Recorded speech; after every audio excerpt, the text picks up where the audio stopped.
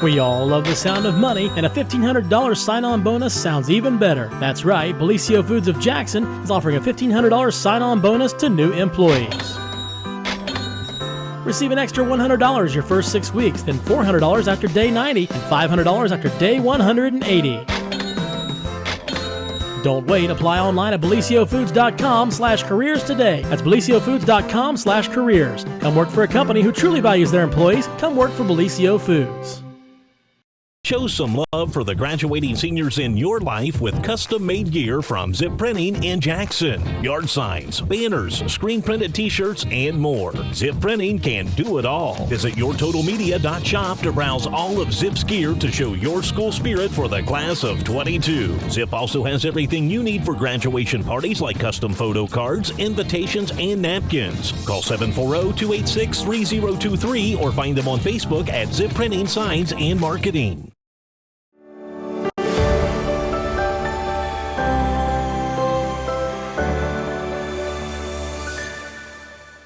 Well, good morning, everyone. Happy Hump Day, and welcome to another edition of the morning show right here on Main Street TV. Of course, Jennifer here to start off your morning with Technical Sergeant Aaron McEntie, Air Force recruiter in Chillicothe. He says that so well. I think you've said that a time or two. I mean, just off the cuff, you know. It's just I'm just that natural. I'm playing up. Yeah, I said it once or twice. I've been around the block a time or two, a few years. That's what we like to say. Few years. Yeah.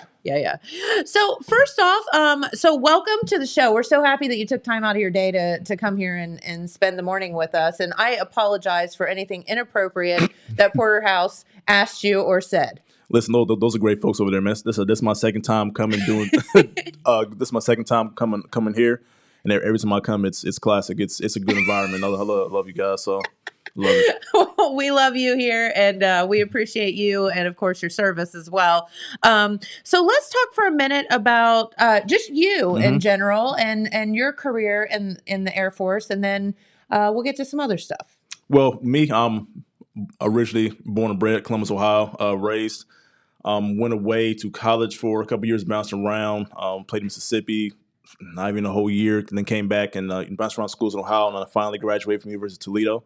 Okay. After that, I came back home to Columbus, couldn't find a job, so I just settled out. I'll make the jump, and plus I wanted to continue the military legacy that my grandfather had. He fought in Vietnam as a scout, and then I grew up with him telling me stories of what he did. So I had those little glimmering nostalgia guys as a kid. Things like, oh man, so I just want to continue his legacy because he was my main role model. And plus, couldn't find a job, so at some point you got to work. So that kind of helps too, doesn't it? So yeah, you got to pay back those college loans. So I made the jump, and I haven't looked back since. I've been it'll be 10 years this coming November. My original job, I'm an airplane engine mechanic on cargo 130s. Those are the planes with the 4 propellers on them. Oh, cool. Yeah, and now I'm here back in Ohio recruiting, helping young men and women like me go out and see the world. Well, we are so happy to have you here. There's a plane right there. Yeah, it is. So that's the one I worked. Yep, that's the one I worked on. Yep, that's the one. Very good. So what I need to ask you is, did you or did you not fly here on that plane this morning? I didn't, unfortunately. I haven't been on one since I left my last base, which is in Valdosta, Georgia. So I have not. Drat. Yeah. James and I were so looking forward to somebody landing a plane out here in this ginormous parking lot. I wish I could. I wish I would have. I mean, would have been a short commute. It's only about 30 minutes, but it would have been even shorter. Been in 2 minutes. Exactly. I was falling asleep while driving on the way here, so probably could have. So it probably would have been more dangerous if I would have. came it's kind of dangerous when you fall asleep flying a ginormous plane. We don't want to do that. So how did you get to working on the planes? Is that something were you mechanically inclined before you got into the military? It's crazy. Most jobs that these young men and women do, let's not call them kids, these young men and women do. Yes. Most of them don't have prior experience in them, including me. The most I did mechanically inclined was maybe change my oil and rotate my tires a couple times. And now I'm a plane engine mechanic. So wow, it just came from getting a qualifying score on the Armed Services Vocational Aptitude Battery, which is that test that they offer at some of the schools for the military. Just getting a qualifying score on that, and then getting through the military entrance processing station, taking the physical there, and then I was popping now, and now you're engine mechanic, man. Welcome. That's kind of how things went. Now you're working on this stuff. Oh God, I hope this thing flies. Yeah.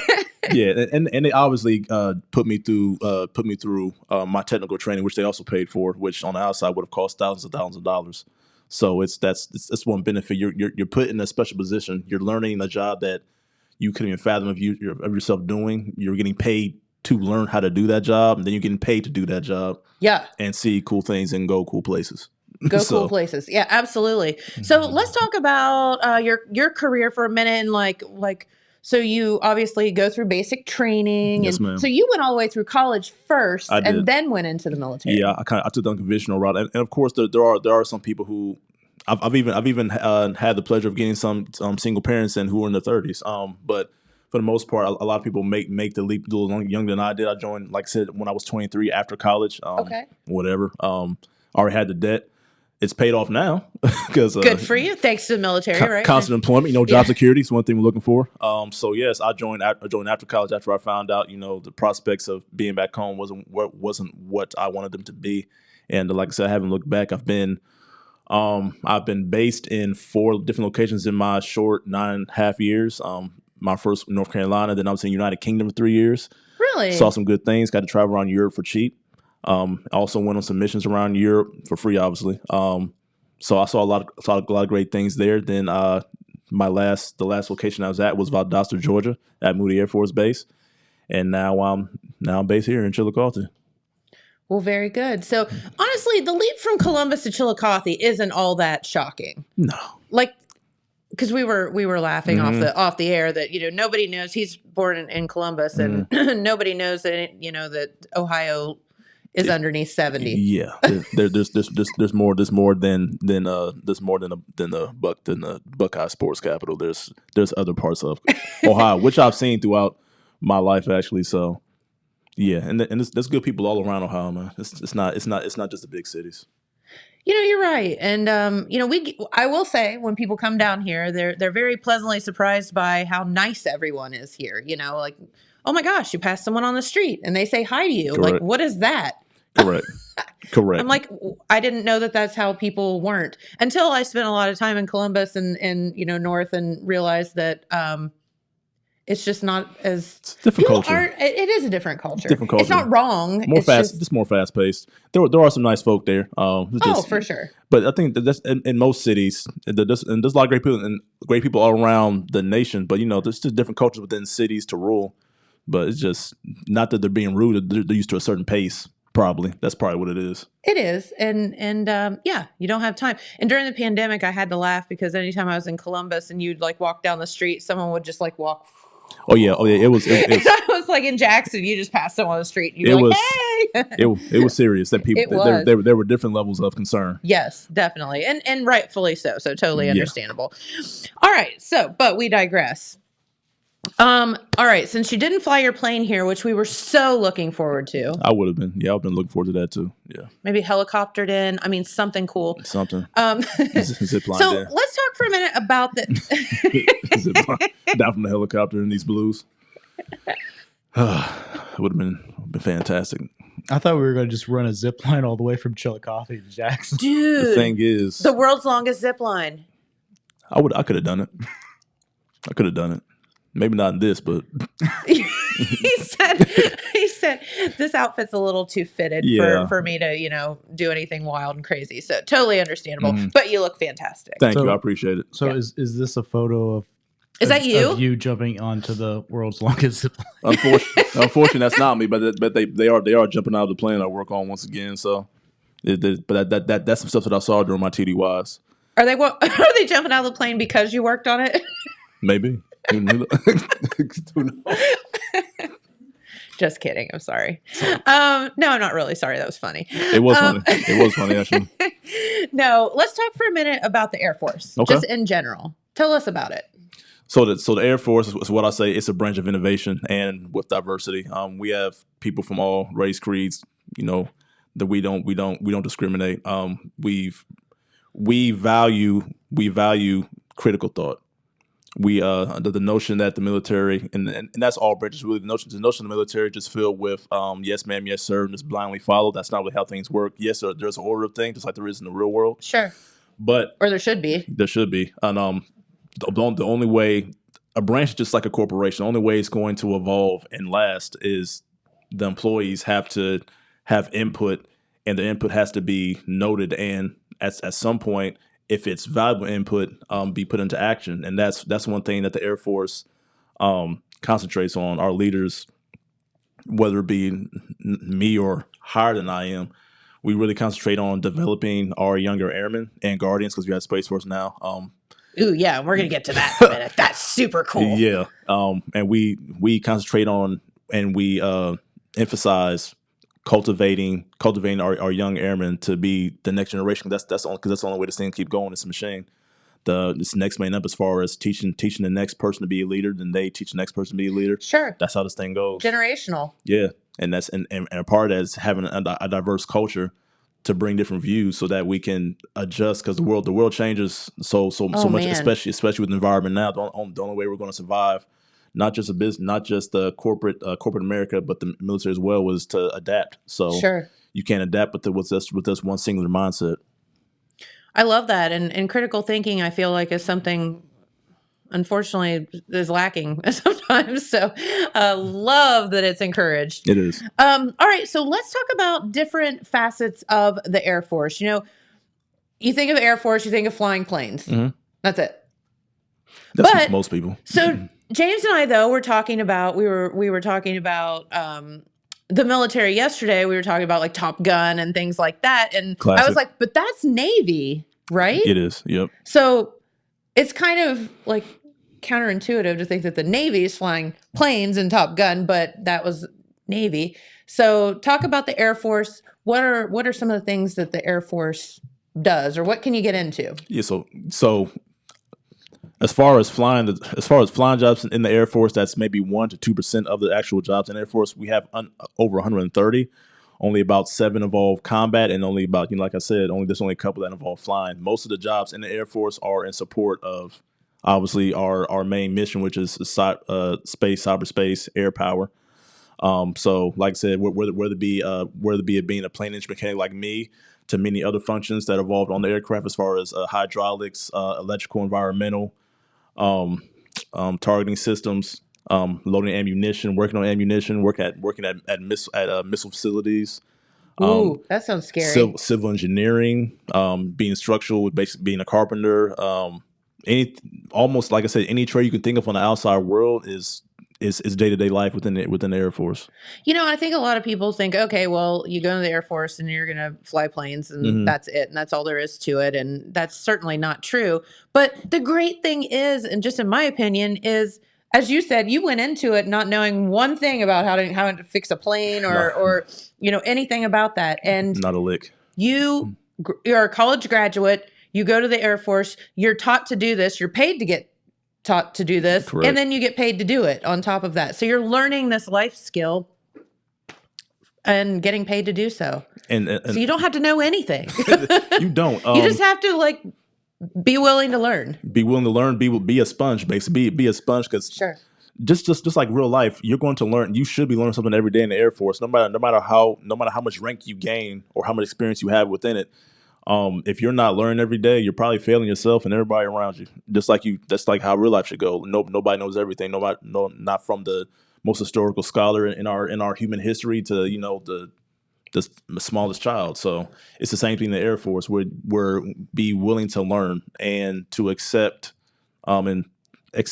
critical information to be able to improve. So and that's really how things go, and that's how, like I said, you progress as a leader and to help somebody else come up.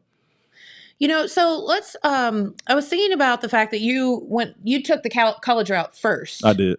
And are you glad you did that? Everybody's route's different.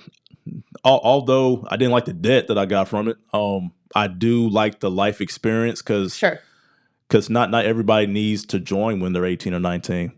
For a lot of people, that is a good choice, because they get a head start and don't have to deal with the debt, and don't have to, and get to see things that most teenagers and people in the early 20s, even 30s have ever seen. Mm-hmm. So they get exposed to things that will change their lives forever for the good.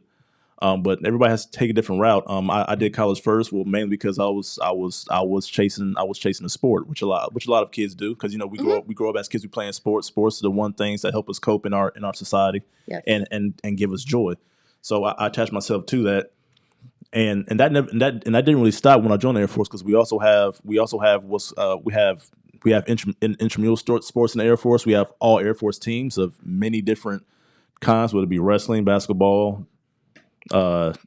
even swimming. So it's like that continues. You don't have to stop being an athlete when you join. Of course, you already know you have to be in shape to be in the military, right? Right. But you can also be an athlete as well. You can also keep playing and have that team aspect. So a lot of people like that camaraderie, and it doesn't stop once you join. Hey, in the Navy, they play beach volleyball because they did so in Top Gun. That's a fact. They did. That was, the best scene ever. But anyway, if you're a girl. I digress again. No, and I think that's really cool. So you can continue on to do like the things like that you enjoy doing, whether it be basketball or football or whatever, because you have those opportunities as well. Exactly. And if you can get to the level where you become a part of all Air Force team, you can actually travel and play a sport, and that's your job in the Air Force, to travel and play that sport. Oh, no way. Awesome. Yep, that's the thing. It's the actual thing. Very cool. Okay, so let's talk about who is the perfect, or not perfect, who is a candidate to join the military or the Air Force? So like I said, we have a diverse force. So basically, if you think you're not Air Force material, you might be. So don't just assume you're not. So as long as you're able-bodied and can get a qualifying score on the ASVAB, you can join. What's that? So it's a 31. That's a qualifying score you have to get on it. What is the ASVAB? The ASVAB. So like I said before, the arm, obviously I didn't take it. The Armed Service Vocational Aptitude Battery. Oh, okay. It's that test that sometimes they give out in schools that all services we all give out the same test. We just take the scores differently. Okay. But that's the test you take to get into any armed service, and the qualifying score for us is 31. Or maybe I just failed it, so I didn't get any further. I didn't even get to take it when I was in high school. I didn't even. I don't think I took that either. I didn't get to take it. So these kids, these young men and women are ahead of me already. So that's amazing. Yeah. Okay. They at least offer it here.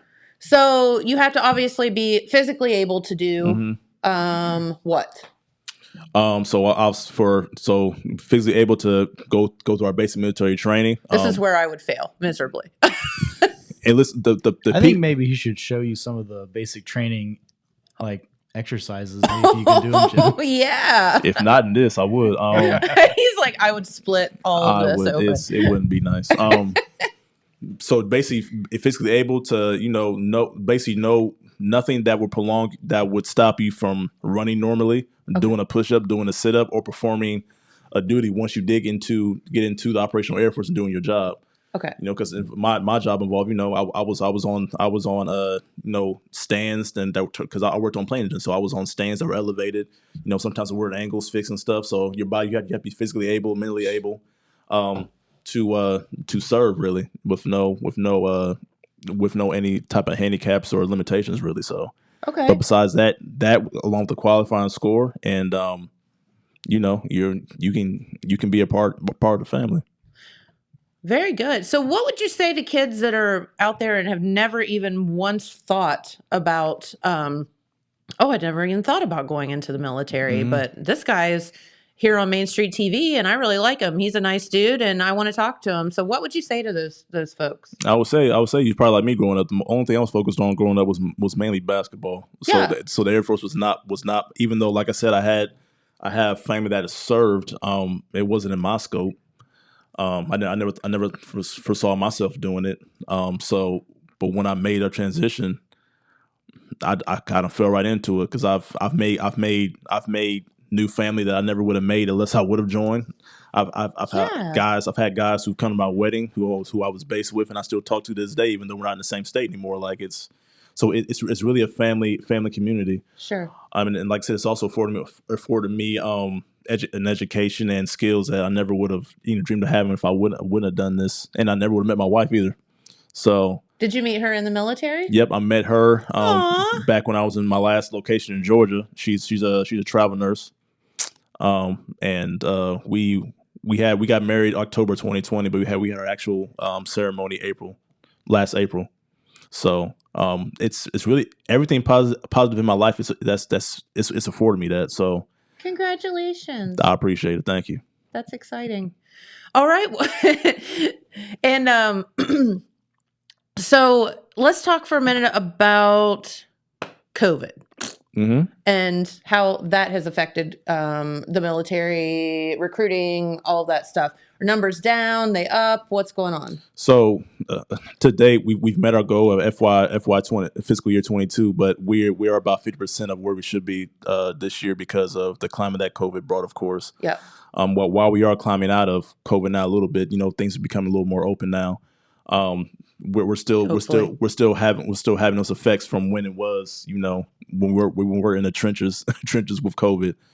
So the numbers are a little down, but we are working to meet our goal, and we can. So that there's still plenty of qualified Americans out there, young men and women who are looking to just inspire, educate on what we have to offer, and to have them get prepared toward achieving whatever goal that they have with their life. So if anybody, can someone just come talk to you and like not be stressed out that it's going to be like, oh my God, he's not going to let me out the door until I sign my name on the dotted line. Like, can someone just come and chat with you? That's what most of my sessions are. How I operate, I do a lot of just informational sessions. So that I'll have the young man or woman come in with their family, so everybody can see me. I like to talk to the family. I like to they can see my face. I educate them on how the process will go, from start to finish. What they because not everybody's Air Force experience will be different, but I can at least tell you what the standard is and what can it be afforded to you as far as benefits and all that.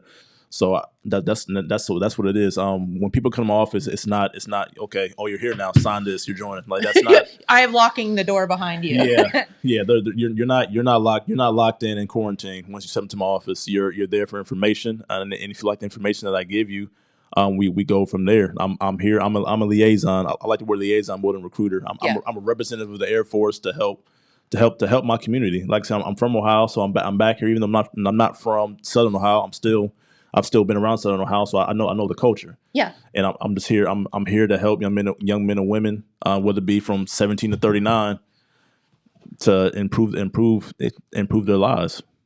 I think that's fantastic. And you mentioned 17 to 39. Are those the ages? Yep. I didn't know. They are. So you can join. You're eligible to join us when you turn 17 with parental consent. Of course, after that, you don't need it. And then, but you can join all the way up to 39. You just have to join you have to be in before your 40th birthday. So 39. Okay. Like I said, I've gotten. I'd like to lie and say I'm still available, but no. Yeah, I've got people in of all types. People in their 30s, single mothers, students fresh out of high school, students like me who've gone to college, didn't like the environment, or just graduated college already and want to do something different. So it's like I said, we have a diverse culture. So don't ever think that you're not Air Force material just because of your current situation.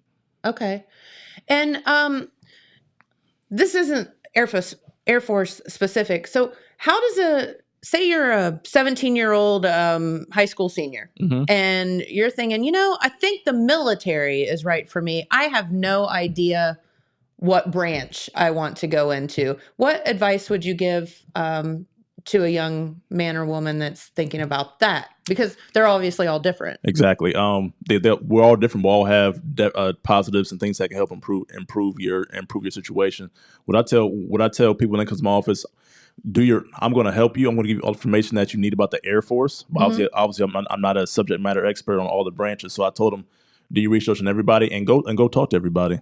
That's how I operate, and that's how most recruiters operate that I'm with down on North Bridge Street, where my station is.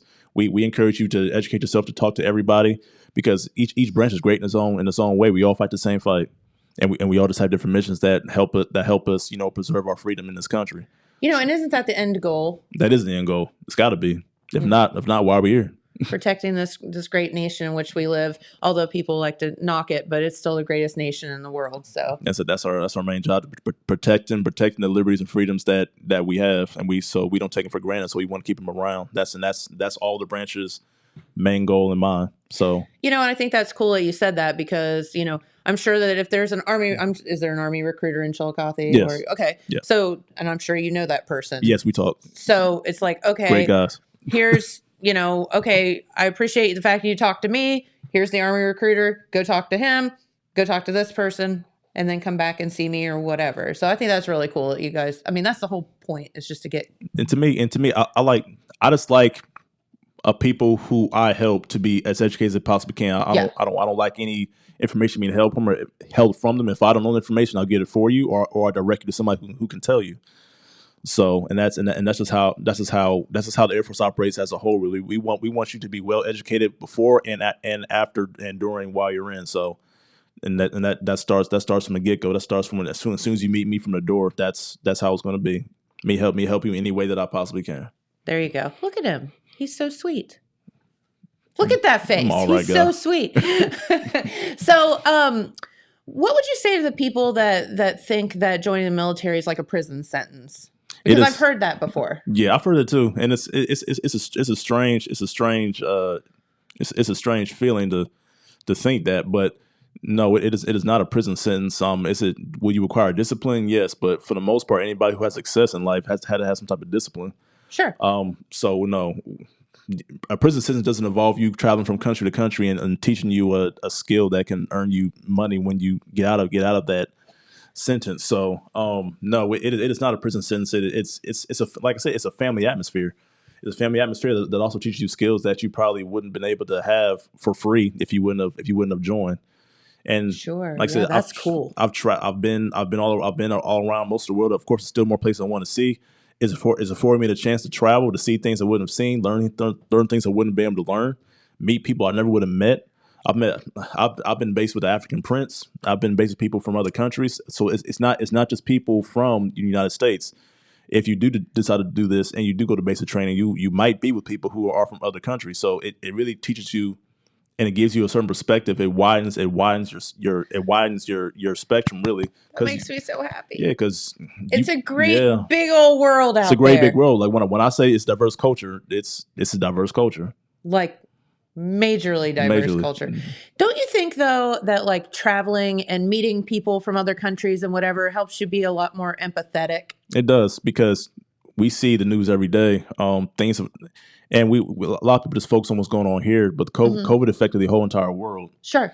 And even before COVID, there are other atrocities that affect the whole entire world too. And that's kind of what, as the Air Force, that half of our missions are humanitarian, and the fact that people who from those countries who have maybe seen our effect on their country decide to want to be a part of our mission.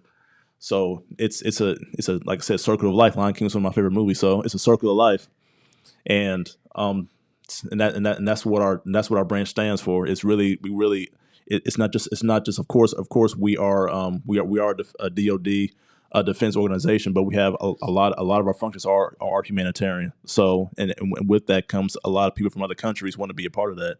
And that's amazing. I didn't know that existed. It is. So yeah, it is. That's the thing. And that's why I'm here. I'm just here to educate people of things they might not know, and to maybe dispel any hearsay. Love it. Well, thank you again for being here. No problem. So what tell us some, you mentioned traveling and all of that.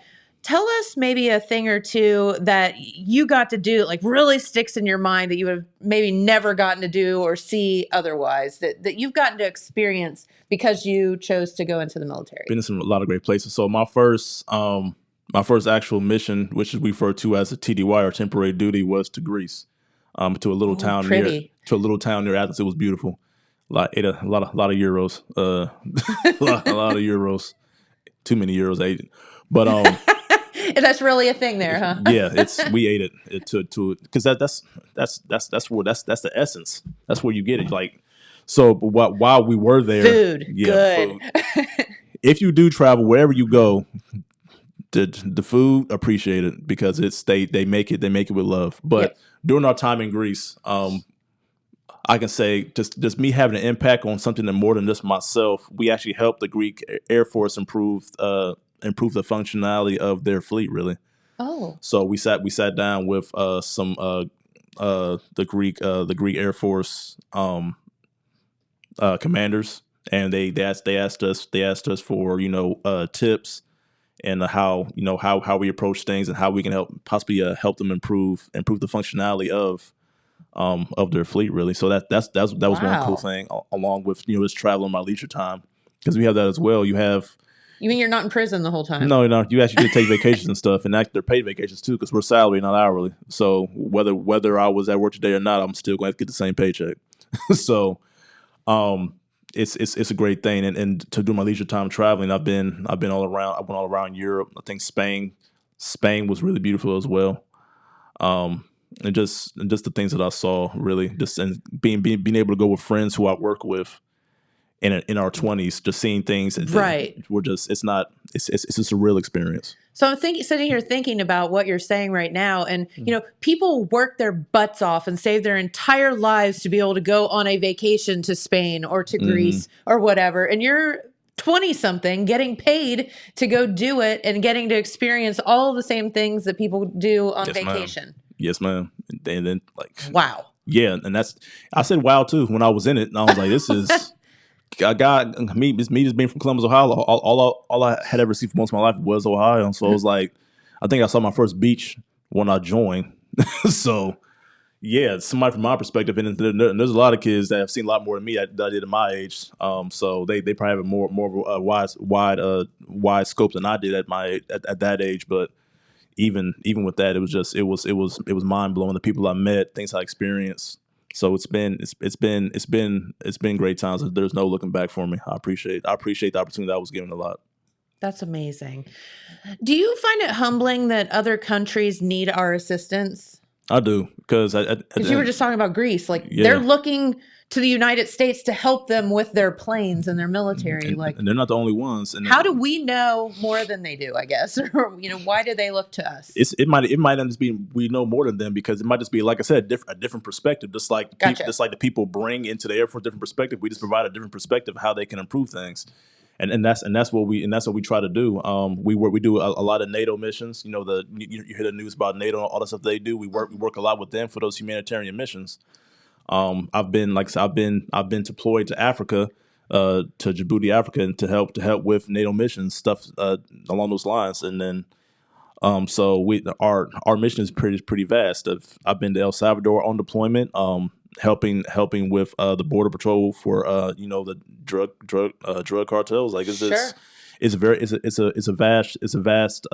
vast mission, of every type. So it's not just what make people think we have one single mission that's going to a desert or going to the front lines and just dropping bombs. We have a diverse mission. We really do. So, yeah, and I think that's very important for people to know. Mm-hmm. You're going to see a whole lot, some good, some bad. Like I said, there's positive. I tell everybody that comes to my office, there's positives and negatives with everything, pros and cons. Yeah. If your pros list is longer than your cons list, you made the right decision. Yep, exactly. That's how I apply. That's what I apply to life. Period. Really. So. Yeah, it's like basic. You write it down on this side of the paper and that side of the paper. Yep. Do I have a question, James? Yeah. So Rick asked, is there a set number of years a person has to serve when they sign up for the Air Force? Oh, good question. And what is the retirement plan that is offered by the Air Force? It's great. It's a great question. Great. So with the Air Force, you would either sign a 4 or 6 year contract with 2 years added on to that for basically whenever you get out, it's your extended service. So you won't actually be anymore, but you'll just be on reserve. So if you would sign for 4 years, you would be, and it's a total of 8 no matter which contract you select. So if you serve 4 years active, you'll go on for 4 years, and then let's say you get after your 4 years, you'll be on 4 years reserve. Reserve doesn't mean you're actually in the Air Force Reserve. It just means you're a civilian again. You're just on if anything crazy happens, you'll be the first one to call instead of teaching somebody new skills that might take a bunch of time and money. Right. Yeah. Because you already know the stuff. And then if you sign for 6 years, of course to get to 8, you would just do 2 years of, beyond that reserve status if anything went down. So either it's 4 or 6 years, but it's a culmination of 8 years together when you add in the reserve status. And as for the retirement, we have what's called a blended retirement system. So basically how that system works is we have what's called retirement funds, just like normal corporations have. We have what's called thrift savings plan and a Roth thrift savings plan. Mm-hmm. And what we do, we match up to 5% of what you put into that retirement plan. So like I said, if you do decide to do this, I tell everybody who I help get in. Once you get past basic and test school, start your retirement plan, start putting money into it. Because you won't miss it. Trust us. Trust me, you won't miss it. You have to do that. You have to do that, and you won't see it anyway. If you do automatic alignments, you won't see it anyway. So it doesn't exist. Exactly, with that, by you doing that, you don't have to. A lot of people think you just got to serve 20 years to get a retirement to get that monthly retirement check. Yes, you have to do 20 years to actually, you can still do 20 to get a retirement, but with blended retirement system, you still get that monthly payment of up to 5% of what you put in. So let's say you do 4 or 6 years and get out, you would still get that monthly check of 5% of the money that you put into your retirement account. All right, and that's all stuff that you can help people exactly understand as well. And that's stuff I explain to them when they come in. So it's really beneficial to people. So even if they don't do 20, they'll still have something. Okay. So personally, do you think you'll stick with the military? I mean, is this a career for you? I do. I'm going to stick with it, and I'm right now. I challenge myself with I try to challenge myself with different position all the time. Like I said, this is obviously not my normal position when I came in. My next one, I'll try something different too. We have one thing about the Air Force. Once you get in, doesn't have to be a career for the rest of your career, because at the end of the day, they want you to be a diverse individual and to grow and to challenge yourself and then help and then basically be able to serve however you can. One day you might be a mechanic, next day you might be a recruiter. Not next day, but in a couple years following when you get in, you might be a recruiter. You might be a military training instructor at Lackland Air Force Base. You might be an instructor at a technical training for the job that you do. So it's very diverse. They cultivate leaders. We're in the business of cultivating leaders. And that's not just staying stagnant. You have to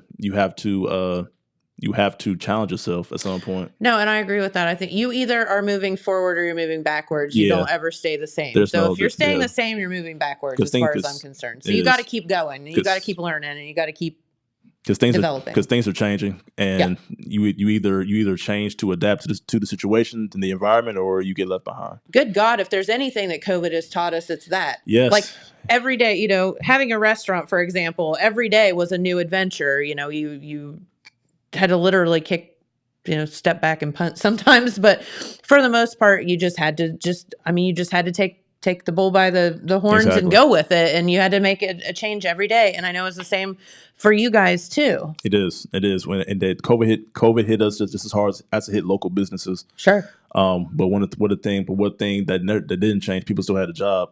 That job security hits a little different when stuff like that happens. And I'm glad that you said that, because in the military, you're always going to have job security. Yeah. You're going to have a job. The Air Force is not going out of business anytime soon. So.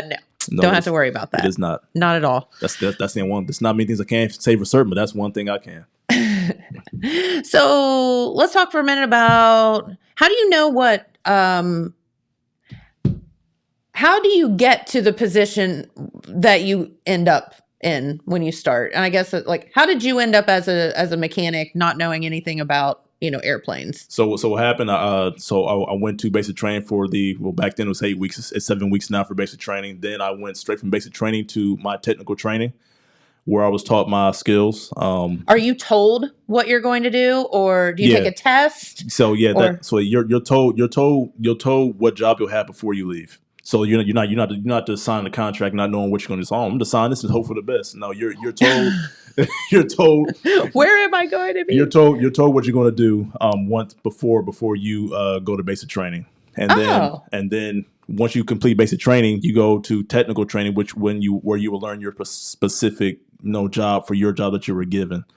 And then through that you'll take paper tests but also you do a lot of mostly practical implementation of what you'll do in real once you get to your actual base. I mean, isn't that how we all learn the best? It is, but yeah, a lot you of got to people- do. Yeah, by doing, and then we teach you by doing. Yeah, be a doer. You're taught by men and women who have done the job that you've just been given, have experience doing that, and they want you to be the next generation that will replace them. So they do their best to teach you to prepare you for once you get to your first base, wherever that might be, you'll be ready and a sponge to learn even more skills once you get to your first base.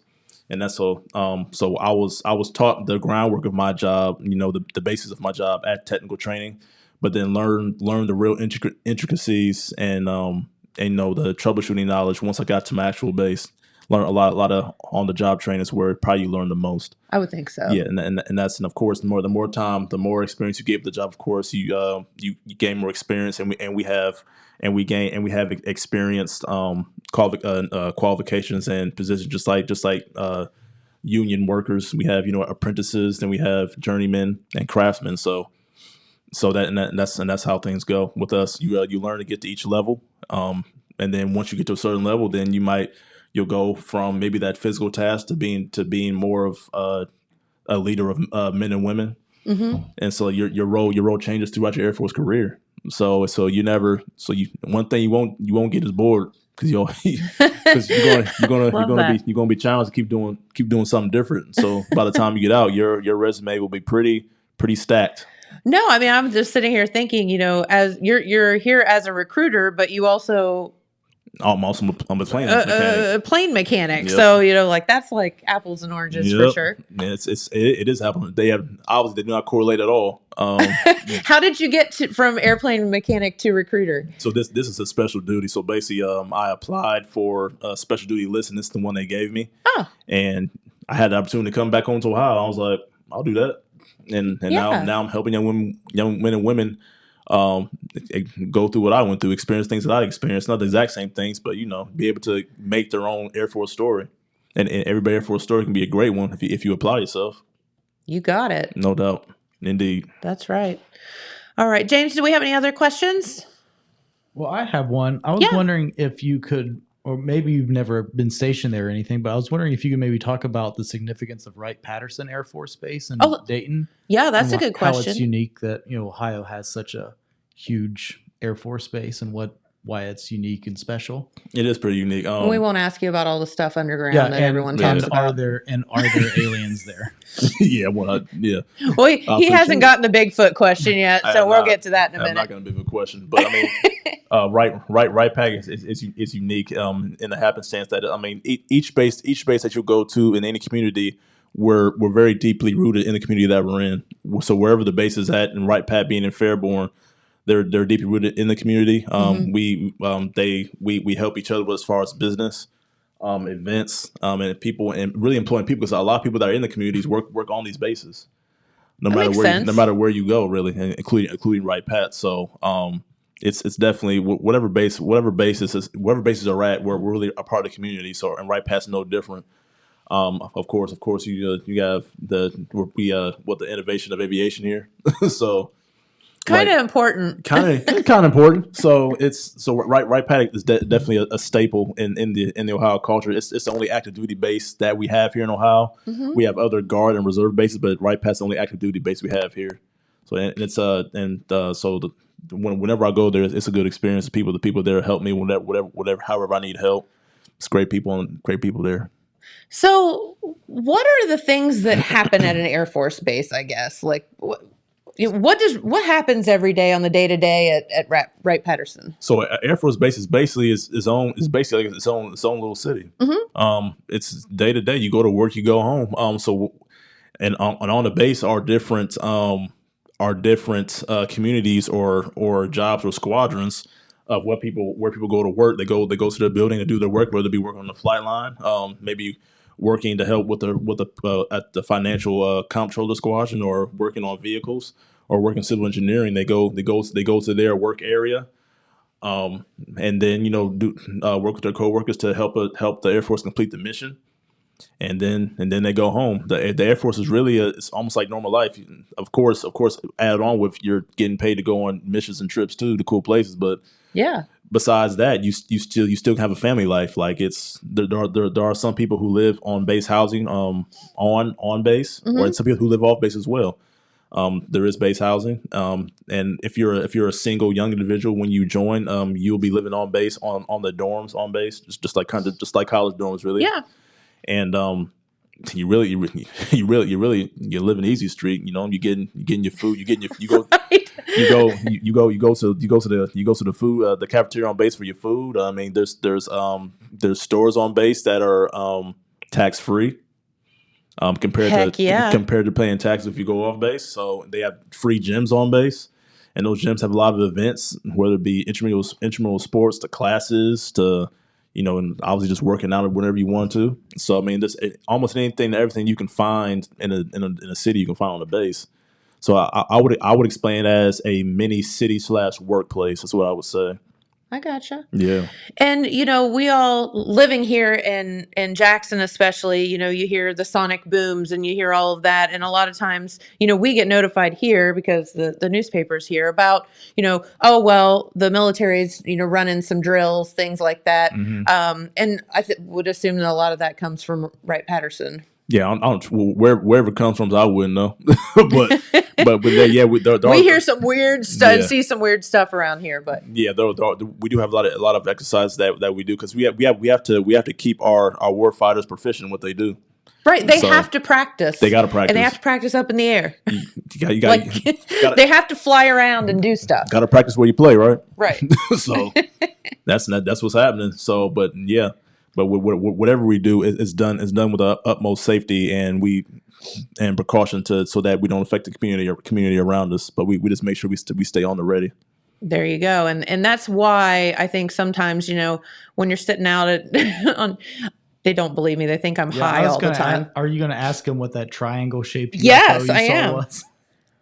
I mean, why not? Hey, my neighbor saw it too. A triangle shape? Yes. So I'm sitting out on the front porch one night with my husband, and I swear I was not high. I swear. Mm-hmm. I promise. Hey, I believe you. Tell me. You tell me I don't believe you. It was nighttime, and there was a aircraft that came because I live out, so you can see a lot stars and all that stuff. And there was an aircraft that kind of flew by our house, and it was the lights were in a triangle shape. And I'm like, telling him about it, but my neighbor saw it too. Okay, so I'm telling you. So at least you're not alone. No, I didn't. Unfortunately, I didn't see it, and I can't really confirm or deny anything that's going on. He could tell me, but So, yeah, but no, it was a real thing, and it's blown my mind for years. This happened years ago, and I just always think about it. I'm like, what was that? Who knows? Maybe you'll find out one day. I don't know. Maybe I could call Mr. Head of Wright Patterson and ask them. Could have been us running the drill. You never know. Could have been. All right. So let's see. What have we not covered? God, Porterhouse is back. No, you are not allowed to ask him anything else. I was just going to tell you to ask him about the aliens. I knew that was coming. Speaking of Wright Patterson, let's talk about the basement that everyone talks about. The basement. I'm kidding. Yeah. You don't have to answer that question. He's a great guy. I love coming here. He's like, get me out of this building. Yeah, what did we cover? We've covered everything from why I joined, why other people should join, the experiences. Yeah. But what I will say, just educate yourself, and whatever you don't know, you can ask me. That's what I will say. The best way to get a hold of me by cell 614-581-1026 or email aaron.mcentie. McEntie spelled MCENTIE. I know it's a weird last name at us.af.mil. And my office is at 1560 North Bridge Street in Chillicothe, Ohio. It's kind of, is it in front of Menards? It is. Yeah. Right next to Anytime Fitness. Air Force, real big on it. It's pretty. Yeah. It's pretty obvious. Pretty obvious. It's pretty obvious where you're coming to. So. Can you just walk in? So yeah, you need an appointment. you don't always need an appointment. I've had plenty of people just ring my little doorbell and I let them in. And other times I might have somebody in the office ready and have them come up, do an appointment later. So I mean, the best way to know would just be to just hit me up, email me or by cell phone, and then like I said, then you'll definitely know when I will be available. But like I said, I'm making my duty to make my schedule diverse as it possibly can be to help everybody I possibly can. I know everybody has different work schedules, school schedules, so sure. I'm here as a servant to the community. Very good. Did you get that number, James, to post, or did we need to do that again? I wasn't fast enough to type it. Okay. Can you? He'll put your number No up problem. there if you say it. 614-581-1026. He's a brave man giving out his phone number. Yeah, that's the work number, not the personal number. So I see. He's got 2 phones here. Yep, it's 2 phones. You got wife phone and work. That's phone. basically what it is. It's a wife phone and work phone. This is why you'll stay married for a while if you just keep that in mind. That's basically what it is. So yeah, I'm trying to stay happily married for a while. So where's your wife from? She's originally so she was actually born in Japan because her father was former Navy. Oh wow! But she didn't live there long. So she left when she was an infant. So but she was mostly raised in Pensacola, Florida. Okay. She's a travel nurse. She's a great lady. She keeps me centered and grounded. Good. She's a good one. I was very fortunate to have met her. My family loves her probably more than me. They love her more than they love me probably. But I'm not even cool enough for them anymore. So usually how it goes. Then when we don't even have kids yet. So when the kids come, it's probably gonna be worse. And I'm going to be. You're out. I'm basically out. I'm like, you can move now because we don't really need you anymore. I'm like, thanks, I appreciate that. Nice knowing you, buddy. Yeah, you gave us what we wanted. Now we have everybody we need here. Now you can just go do wherever you want. I'm like, okay. That's funny. All right. Well, before you get out of here, we do have to ask you one question. James and I, this has been a poll going on now for like the past week and a half. Mm-hmm. And you can tell me this is classified if you don't want to answer the question. No problem. In all of your tours and all of your military experiences, have you or have you not seen a Bigfoot? I have not. Unfortunately. I've never seen it. Have you? No. That's unfortunate. I thought somebody in here had nobody seen one. Well, we had a guest a while back, and he's a Bigfoot researcher, so he has like some evidence and cast moldings and things like that. But I thought since you're a man about the world, that perhaps I am well. I'm trying to be well traveled. I'm trying to get out there. I was thinking that maybe, just maybe, you would be our proof. I have not yet seen Bigfoot, but who knows what's out there. Dang it, James. We tried. One of these days. But Mr. Dusty Roof can probably he's more experienced in that field than I am. So yes. So he can probably he can probably let you know. He can. He posted the other day that he found a hair out in the woods, I think, didn't he? Yep, he found a hair. A suspicious hair. A suspicious hair. Yeah. Had a not like a whole clump, just like a suspicious hair. It was a hair. It was a single hair. And he also has some Bigfoot poo. Okay. Some dehydrated. Well, he wanted to preserve it, so he was told to put it in the dehydrator, so it shrank down a little bit, but there was a whole walnut in it. Okay. Well, only a Bigfoot could swallow a whole walnut. That is. Hey, their diet. I'm not even sure what their diet is, so who knows what they eating? But if he thinks they're eating walnuts and they're eating walnut, man, he's more of an expert than we are.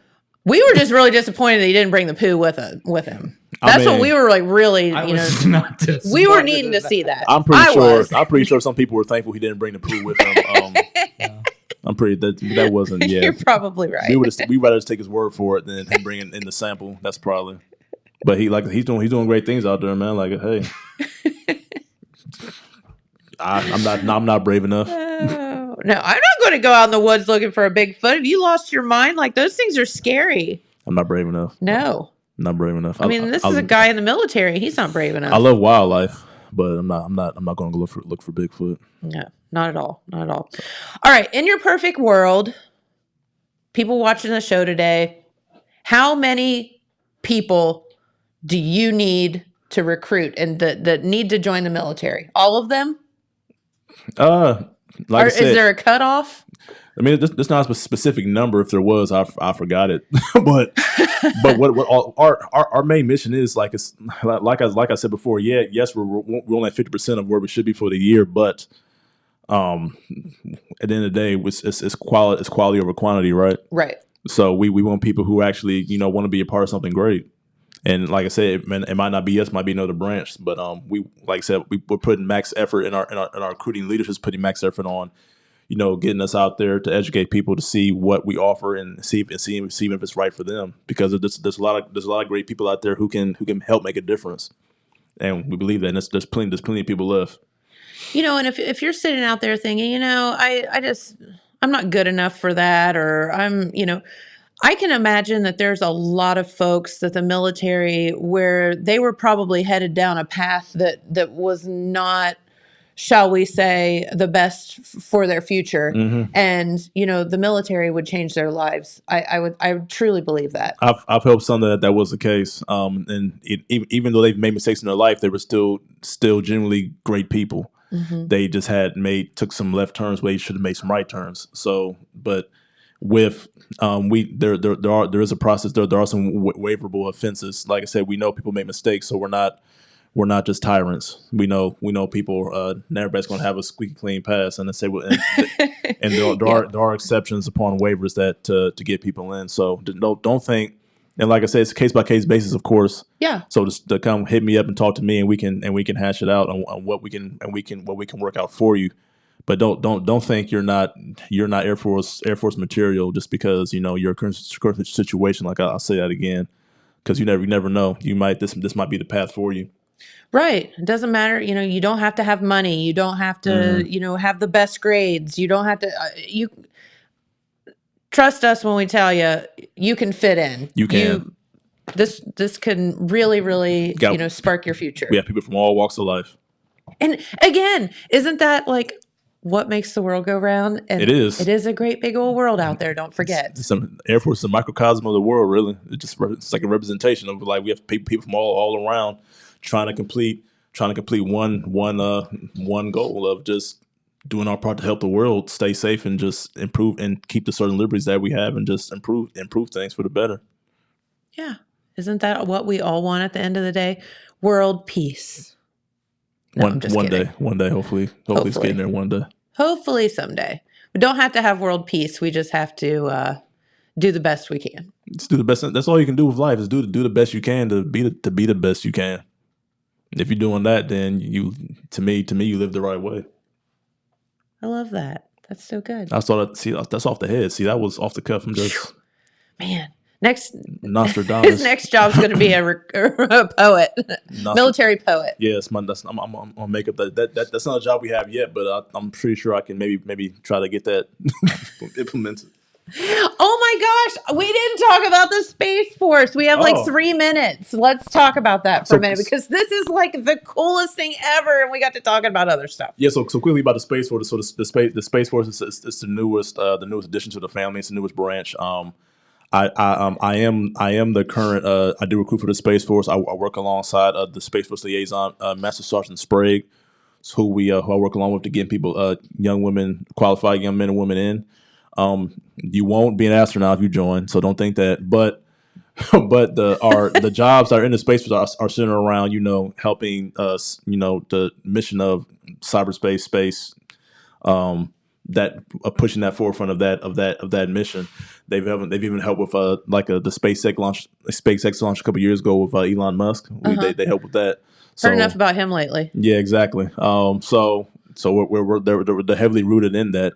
So that's so cool. Yeah. So in the jobs in the Space Force are mainly centered around either space system operations, which is like Houston. We have a problem like the space operations. That's a position. When you're controlling everything in the operations center, there's other jobs like cable and antenna. You're working on communication systems. Your intelligence, where you're, getting communications and signals, and then transmitting them to somebody else to brief to somebody else. So then there's jobs within the Space Force that's centered mainly on that aspect. So like like codes from up above from like Oregon stuff, Or- like org. Org. No, I don't know about those, but yeah, I mean, it's a smaller force. He's up there with the Bigfoot. He is. Maybe we'll see him one day. Maybe. Yeah, but those No, that's so cool. yeah. And so those jobs center around that, and while it is in its infancy stage, so it's a smaller branch, so we're not taking as many people right now. But like I said, but regardless, we still need some. So if you're qualified and can get through the qualification process, you can be a Space Force Guardian.